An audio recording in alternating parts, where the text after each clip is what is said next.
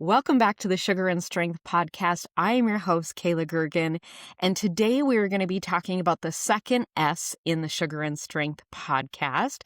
We're going to be talking all about strength.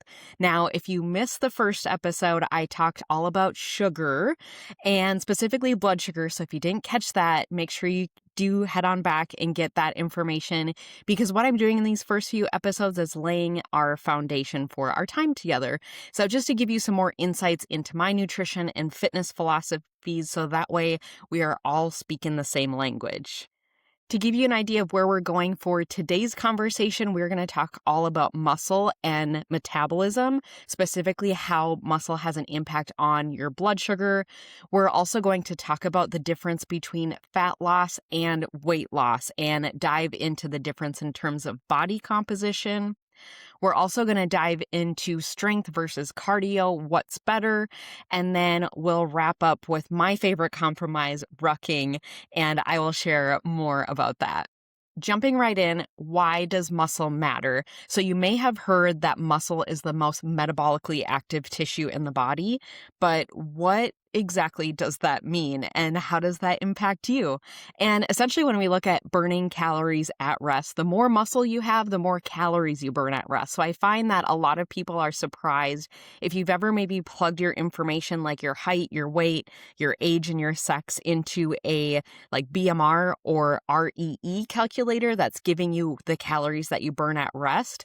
A lot of people are surprised that they're maybe burning 1,500 calories without even lifting a finger. So often we think about the calories that we burn are just what we're burning off on the elliptical or the treadmill, and it is so much more than that. So even if you're not really active, your body is always turning over tissue, and muscle is a big part of that. So your body is always continuously doing this repair in the background. So think about remodeling a house. Your body's always tearing that tissue down and then building it back up, and it takes a lot of nutrients, a lot of calories, and a lot of protein specifically to do that. So that's why in many cases it seems like you need an annoying amount of protein, ideally spaced throughout the day.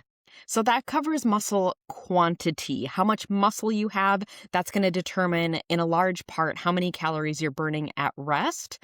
And another factor to consider is muscle quality. Is your muscle looking like a sirloin steak, nice and lean, or is your muscle looking more like a ribeye where it has a lot of marbling in there, for example? That is what we don't want. So when you get a lot of fat that's intertwined with that muscle tissue, things just don't work how they need to, and that can lead to things like insulin resistance, which we will talk about in today's conversation about muscle and metabolism. With that in mind, you have the greater calorie burn with more muscle, but then also the muscle itself. Think about muscles as a sponge for circulating blood sugar. So some people call it a glucose sink. For example, I like to think of muscles as a sponge. So whether it is at rest or during exercise, your muscles are really going to be grabbing that excess sugar. So a lot of times we see a lot better blood sugar in people that have a higher muscle mass versus somebody who maybe has a really low muscle tone, for example. And this actually just came up recently in one of my CGM groups. I had a couple individuals, they had done experiments, they had one meal, and then it was a meal that they got somewhat of a spike from. So then the next day they did the same exact meal, and then they went for a walk afterwards. Another gal had actually done some other exercises, so more like bands and resistance training.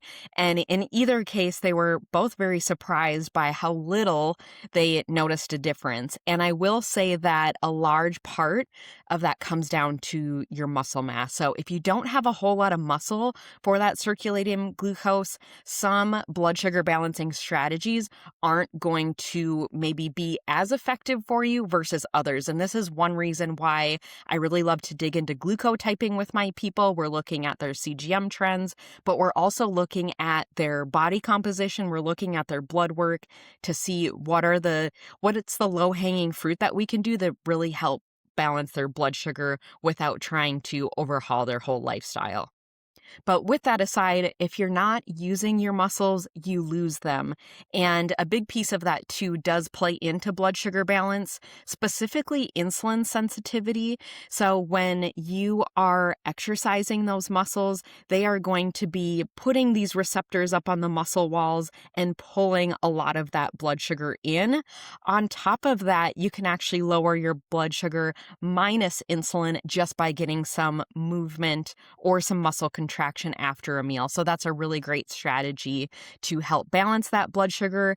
And again, especially if you're eating a meal, perhaps it's maybe something a little bit higher carbohydrate, and then you're going for a walk or doing anything that's working those muscles, your muscles are responsible for up to 80% of that glucose disposal, meaning 80% of that glucose load is going to be taken care of by your muscles. So the more muscle you have, the better your blood sugar regulation is going to be. What's really interesting too is when I was writing the book Ruck Fit, I was looking back at different research studies and just seeing the impact of movement, specifically step count and how that played into things like blood sugar balance. And I ran across one statistic that was very surprising. And it found in one study that even as little as 3,500 steps a day was enough movement to get people who maybe had a little wonky blood sugar from going all the way to the other end of the spectrum to full-blown type 2 diabetes. Now, would I recommend 3,500 steps a day for everybody? Probably on the low end, but really if you are doing zero movement at all, you really have the most to gain from moving. So I'm saying this in a way so that way you don't feel like you have to get 10,000 steps a day, for example. I feel like a lot of times, especially when it comes to exercise and fitness goals, we set such lofty goals that we really just set ourselves up for failure by setting really daunting goals. And then all of a sudden we get discouraged and we don't even start. So if that seems like a little nugget that you want to take with you today, maybe if you struggle to get 1,000 steps a day, maybe your first goal is 3,500, and that can have some positive blood sugar effects. And then maybe from that 3,500, you're going to 5,000 steps a day and really trying to find the balance that works best for you.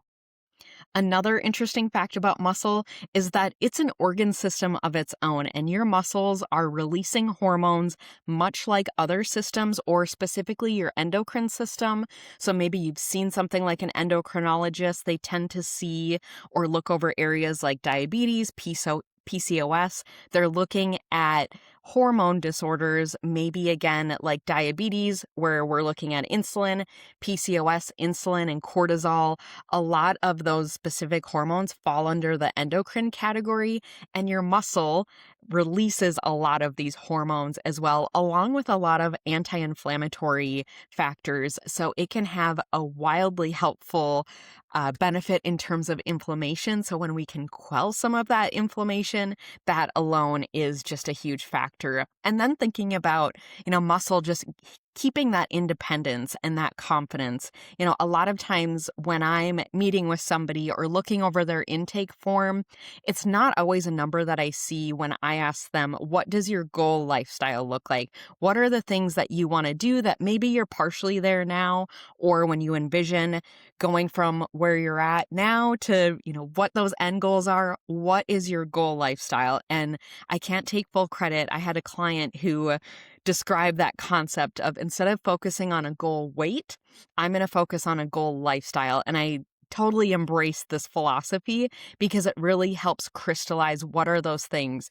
Is it traveling? Is it not living life on the sidelines? Is it being a full participant in your life? And a lot of times having more muscle, having that mobility and that independence is a monumental piece of that. Now, with muscle, we tend to just assume that we lose muscle with age, and maybe that's partially true. There's actually a name for this called sarcopenia, and that is a progressive muscle loss that's typically associated with age. But I might argue that this is very much preventable if we are doing some things like resistance training, or again, just using those muscles. If you don't use them, you lose them. And with muscle, especially, like knowing that you might have some age-related muscle loss, it's really important that we build a reserve. So imagine what you want to do 10 years from now, 20 years from now, 30 years from now. Are you at a place right now where maybe you have a little bit of excess muscle, so that way you can account for maybe some of that sarcopenia or age-related muscle loss? Because it's much like a bank account where we're making these deposits into our muscle and we want to maybe withdraw. We don't want to withdraw, but maybe we're, doing that in the future. And it's just important to have that reserve to help keep you going and again, hold up a lot of that independence. Wrapping up part one, I hope I've given you a little bit more context on what muscle, that metabolically active tissue, say that 10 times fast, is actually doing. So whether it's helping with blood sugar, whether it's burning more calories at rest, I hope that you've gotten a little bit more clarity on what that actually means. And along with thinking about that independence as we age and building that reserve for our later years as well. Moving into part two, this is where a lot of people get tripped up. And it's a big mindset shift that I invite you to think about today. And it's thinking about fat loss versus weight loss. And a lot of times the scale isn't necessarily reflecting what you're losing. So for example, we see that number on the scale go down, but that could be water weight, that could be fat, that could be muscle. And that's really the last thing that we want to lose. So instead of thinking about weight loss, I always want to emphasize fat loss over weight loss, because that, for one, helps us see like maybe it is a little bit healthier. I actually prefer when I have my slow losers, for example. They're like, okay, Kayla, I'm not losing as fast as I want. And that's not necessarily a bad thing, because I do often see if you're losing, maybe a couple pounds a week, that's a big red flag to me. It's like, what are we losing? And to get a better picture, it can be really helpful to get something like a DEXA scan. That's really the gold standard. That's going to be much like an X-ray, where it's giving you a full body scan. It's looking at your bone density, it's looking at your fat mass and your muscle mass.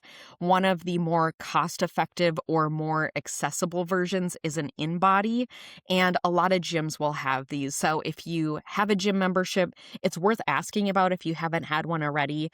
Oftentimes you will go in and you will step barefoot on a scale, and essentially it's sending a little electrical impulse, you can't even feel it, from one foot to the other. And how fast that impulse travels from one foot to the other is going to help determine what is your muscle mass, what is your fat mass. Muscle tends to hold on to water, and that electrical impulse is going to move faster through muscle. So if that impulse, for example, travels faster, that's going to mean more muscle, versus if it's moving slower, that might result in a higher body fat percentage.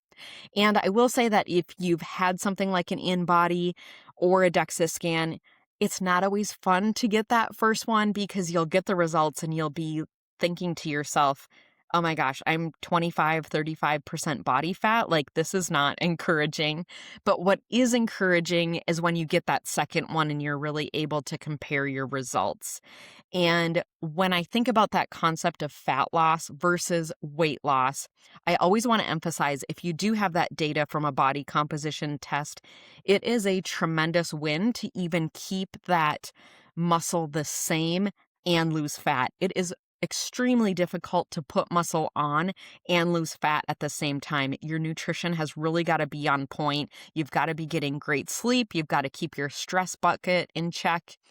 And so I just like to emphasize, if you have maybe a couple of DEXAs or a couple of in-bodies to compare, and maybe you feel discouraged because you're not seeing crazy muscle gains, it takes a tremendous amount of work to gain muscle. I mean, we're talking at max, you're gaining 10 pounds in a year. So it's a very slow process, but a lot of times when somebody comes to me with a weight loss goal, my goal is to minimize how much muscle we lose. So the goal first is to preserve muscle and lose fat. So I would encourage you to maybe try and embrace that mindset for yourself. So instead of thinking to yourself weight loss, embracing that concept of fat loss.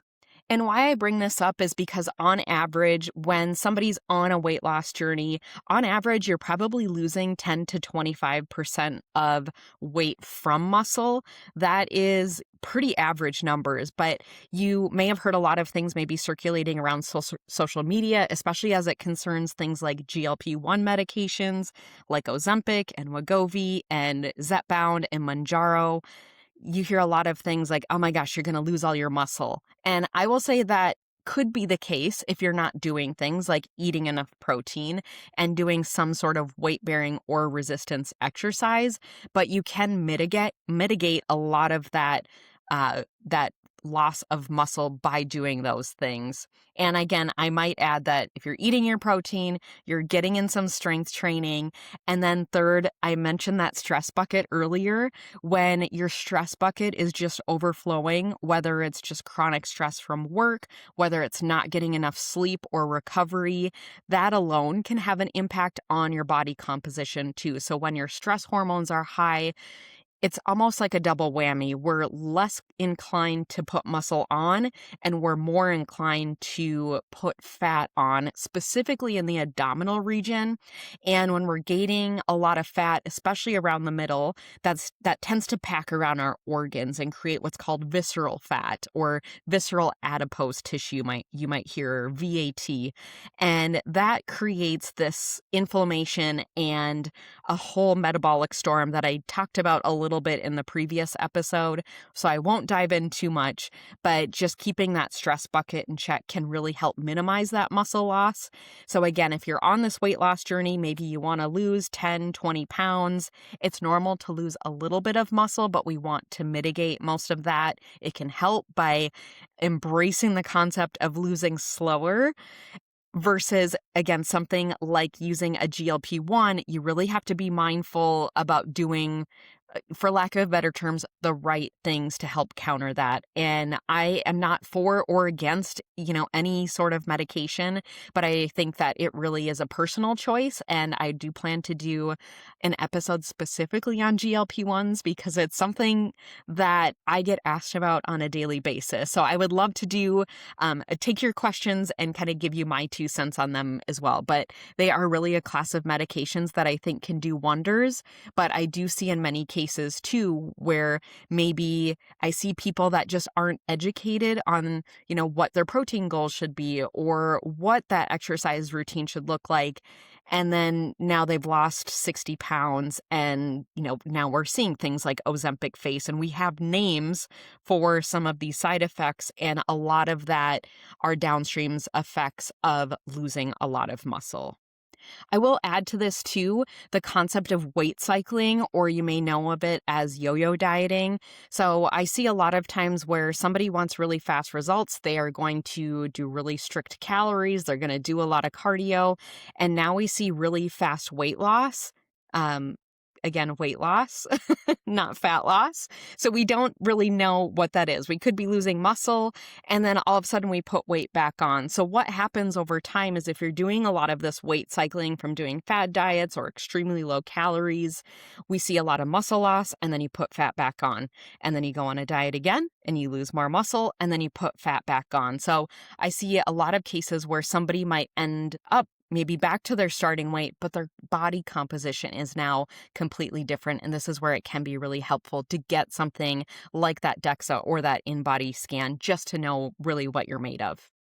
Summarizing part 2, we talked about the concept of focusing on fat loss versus weight loss and just how that impact of weight cycling or certain medications or extreme calorie diets, what can happen if you're losing weight really rapidly. So again, the goal there is just to maintain muscle and lose specifically fat. And if that means you're losing slower, by all means, I think that in the long term, if you're playing the long game, that is certainly the way to go.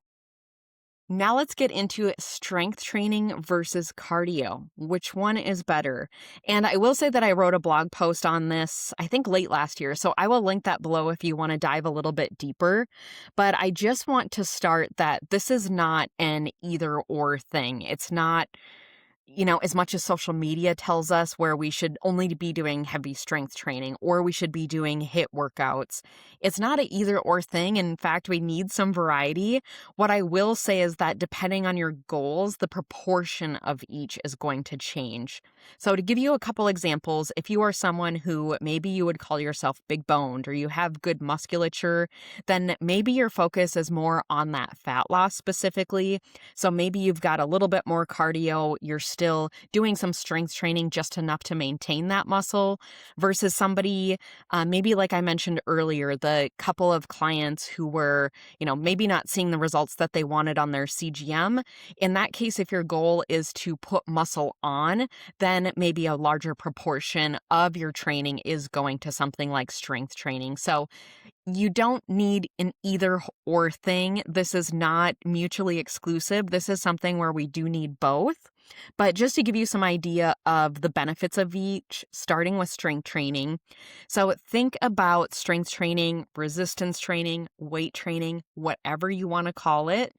And this is whatever it means to you. So it could be using bands, it could be using your body weight, it could just be time under tension if you're doing body weight squats and some pulses. It doesn't have to mean going to the gym and picking up free weights and using a barbell. So I just also want to emphasize that this can look different for everyone as well. Looking at strength training in particular, or again, resistance training, think of it as your metabolic BFF. So thinking back to the first part of this episode where I was sharing about when you have more muscle, you burn more calories at rest, you're able to sponge and soak up all of that glucose. Your muscle is going to be your metabolic BFF. So building that lean muscle through resistance or strength training can be one of your greatest investments and long-term strategies. We talked about how it can also help with insulin sensitivity. One thing that we haven't really touched on yet, and this is especially important, I would say, for women around menopause, especially as that estrogen drops, that can put you in a spot where you're more vulnerable for bone density. And weight-bearing exercise, like lifting weights or doing strength exercise, can help support that bone density. So a calcium supplement alone is not going to guarantee strong bones. You need a stimulus, and that stimulus is strength training. So between the strength training and between good nutrition, that is going to guarantee that you're minimizing any sort of bone mineral density loss. Strength training is also going to shape your body in ways that cardio alone can never do. So if you are someone who has getting toned on your list of things to do, then strength training is going to be a must. When you are lifting weights, you're creating that resistance, you're creating little micro tears in your muscle, and then that rebuilding process or that recovery is really where the muscle growth happens. So you're essentially doing a little bit of damage during that workout, and the recovery and the nutrition becomes very important because that's where you get the muscle growth and also the strength gains as well. Moving on to cardio, this is going to be one of the biggest things that can increase that heart and lung capacity. So if you are someone who finds yourself struggling after running up a flight of stairs or maybe just easily winded, doing cardio exercises, so I'm thinking like cycling, walking, jogging, running, swimming, these are going to be things that are maybe a little bit higher intensity. They get that huff and puff. So if you're imagining thinking about more labored breathing. And, in some cases, I think there's a lot of overlap between resistance training and cardio. So I joke sometimes with people that my favorite cardio is lifting weights fast. So you get that huff and puff as well as the strength benefit as well. But that is also really going to boost your endurance. And it's also a great stress reliever. So doing cardio and also doing strength, I would say, can really fall into this category, can really help improve your mood and reduce stress. And as a dietitian, I think a lot of conversations I have on the daily, a lot of times it's not even about food. It's maybe using food to cope with other things, which is a whole nother conversation for another episode. But I find a lot of times if you're able to prioritize exercise and have those healthy outlets, that is going to help emotional eating. It's going to help your mood. It's going to help how you show up for yourself and your family and just improve your overall quality of life. And lastly, both types of exercises are really going to help your appetite regulation. And I also mentioned your blood sugar balance. So, on top of the benefits of just having exercise as a good stress outlet, it is going to help your appetite regulation. And I will say that sometimes I see this vary for some people. Some people feel like movement can help suppress appetite, where I see on the other hand, depending on the intensity, this can increase appetite. So I will say that it does vary a lot from person to person. And just a teaser for what we'll get into here shortly is rucking. This is one reason why I love rucking, is because I feel like it's something that I can do. I can get some good intensity, but it's not something that spikes my appetite like crazy. So your key takeaway here when we're talking about strength versus cardio, which one's better? You don't need to choose. Really, you need both of them. But again, it's the proportion of each that's really going to change based on your goals. To take home today's conversation, I want to end with rucking, and this is my favorite hybrid. So rucking is walking with weight, and if you're watching on YouTube, you'll see I have my book right over my shoulder. And I love rucking so much that I wrote a book about it, Ruck Fit, and you can find the link for that in the show notes below. But if you are not new to me, you've probably seen me share about rucking. And what I love about it, as I mentioned, the appetite, I don't feel like it spikes my appetite like crazy compared to jumping on my Peloton or doing a HIIT workout. I feel ravenous afterwards, and I never have that, after a ruck. By adding weight to your person, whether that's a weighted vest or something like a rucksack where you have a backpack essentially that's holding weight in it, you are going to get the best of both worlds. You get some strength benefits with the weight-bearing component, and then you also get the endurance benefits as well. And for me personally, when it is summertime here in Minnesota, rucking is my primary cardio. I'm doing this maybe 5 to up to 6 days a week. But I will say I don't ruck hard every day, so I'm really changing up the intensity. Maybe I'm doing a short, heavy ruck one day, and then maybe the next day I'm doing a lighter, longer ruck, for example. So it's something where you can really play with those levers and variables to get that intensity that you want. But for me personally, rucking is cardio that doesn't suck, and that is something that, I've always struggled to find the will or want to do.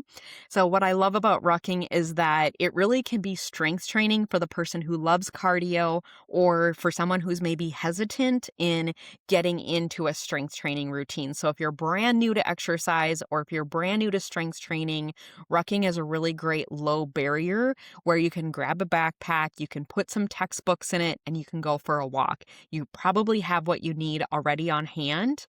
And you also get, again, that strength benefit and then the cardio benefit. So what I'm trying to say is that rucking is, for the person who loves cardio, it's strength training, and for the person who loves strength training, it's good cardio. And I would say I fall into the later category. So for me, rucking makes up a big portion of my cardio, but it's nice because I feel like I can, get kind of double dip a little bit. I can kill two birds with one stone, and I can get some of those strength and cardio benefits.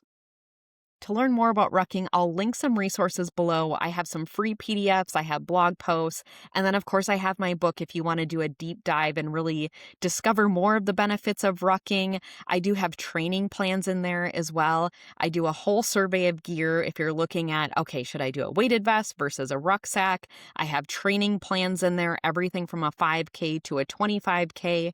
I recruited my husband, he's my male model, and we actually have step-by-step tutorials in there too on how you can use your rucksack or a weighted vest to do resistance exercises, much like some of the weight-bearing exercise that I hopefully have encouraged you to do after today's conversation. So some final thoughts as we close up today's conversation.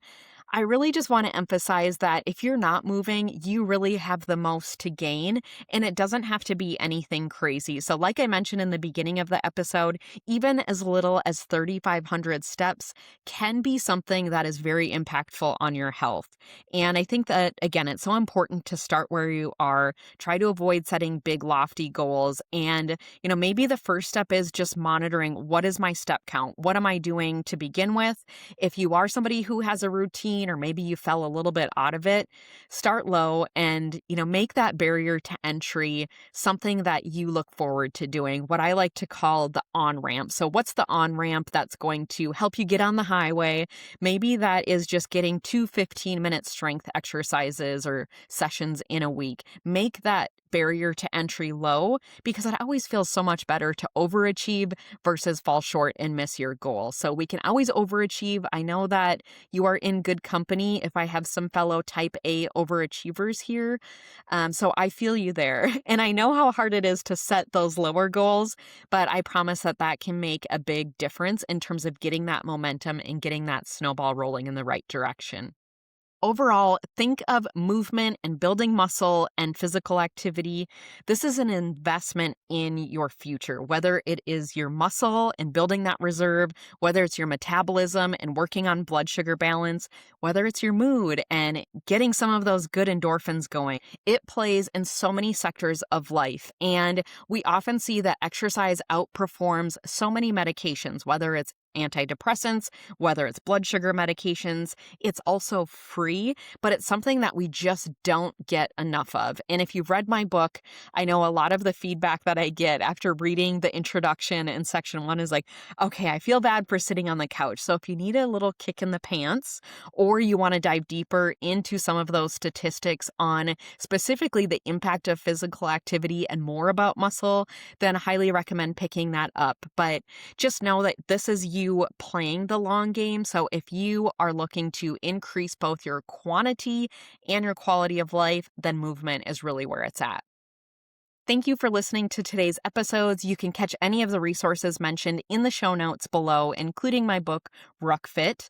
And just know that you don't need a gym membership to do a lot of this. So keep things simple, keep it easy, because oftentimes we need easy. As unsexy as that is, easy is really what gets us going, and that's the hardest part. Coming up next on the Sugar and Strength podcast, I'm going to be diving into an AMA episode, or Ask Me Anything. This one is going to be nutrition specific. I am going to be going through Sugar and Strength Academy members' questions, so be sure to check that out. We're going to be talking about obesity as a disease. I'm also going to be diving into supplements and then also some recommended lab tests. So stay tuned for that. That will be episode number 4, dropping here shortly. And if you have AMA questions that you would like to submit, you can grab that in the show notes below. Otherwise, thank you again for listening, and I will catch you on the next episode.